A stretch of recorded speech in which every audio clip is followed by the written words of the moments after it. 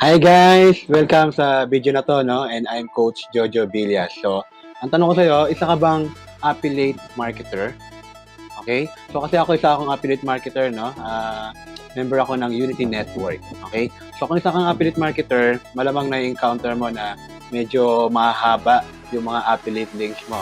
Okay? So, gusto mo bang paikliin yung mga affiliate links na yan? And then, pwede mo ring i-customize, no? Yung link.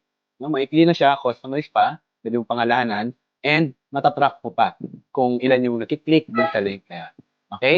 So, in this video, ituturo ko sa iyo, no? Kung paano mo gagawa yan. Okay? So, don't forget, no? Mag-subscribe ka sa YouTube channel ko. Kung sa YouTube channel mo to pinapanood, no? Kung sa YouTube pinapanood. Okay? So, click mo lang yung subscribe button dyan sa baba. Okay? So, ganito yan guys ha. Para matrack mo at para ma-customize mo yung mga link, pwede kang gumawa ng account sa bit.ly.com. Okay? bit.ly.com.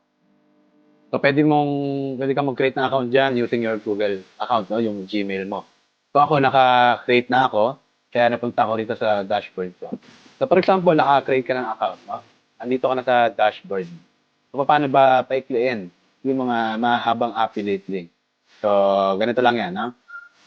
For example, itong mga affiliate link ko dito, papaikliin ko. For example, ito yung gusto kong i-promote, no? Dito yan. Dito ko makikita yung mahabang affiliate links, no?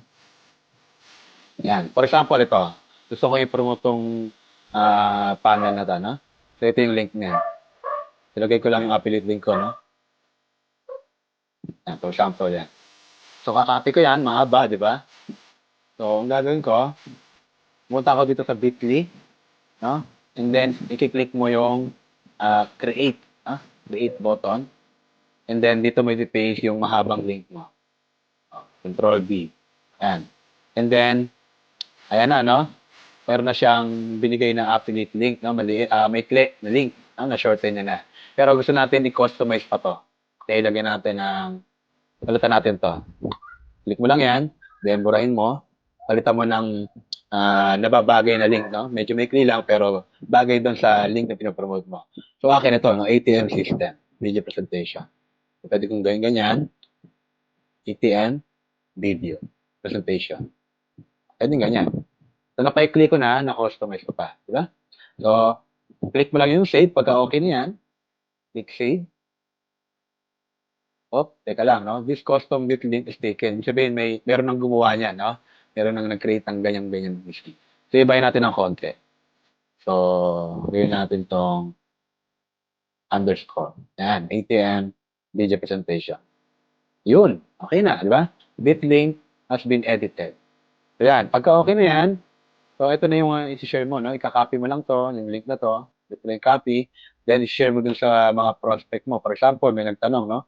Paano ba gawin yung negosyo mo? So, pwede mong i-share, no? Sa messenger, yung link na yun. Okay? So, may clean na siya. For example, share ko na sa sarili ko, no? Yan. Okay, wari, i-share ko to, no? So, ang nakalagay dyan, bit.ly. Diba? Mas may clean na siya. Ito mo, may clean na, no? And then, mas customized pa siya. Okay? Ayan, no? Kita mo? So, nakalagay, bit.ly ATM video presentation. So, mas maikli, mas maganda, and then, mas customized, mas maganda, no? Personalized, no? So, paano mo naman ngayon matatrap kung ilan yung nakiklik ng link na yan, no? Dito, di ba nakalagay dito, 0 total click. Ibig sabihin, wala pang nakiklik, no? Makaka-share ko lang ngayon, di ba? So, tingnan mo to, kapag click ko yung link na to, so magiging 1 click na siya, di ba? Click natin. Yan. So, meron na siyang 1 click dapat dito. So, makita mo, Tiro, refresh natin. Dapat maging 1 na yan kasi nakaklik na ako ng isa. Okay? Dito natin, Ayun. Kita mo to? Ayan, no? Naging dalawa na, di ba? So, dahil dalawang beses na siya naklik. Okay? So, nakalagay rito sa Facebook, sa email, no? Buta mo, share yung link na yan. Okay?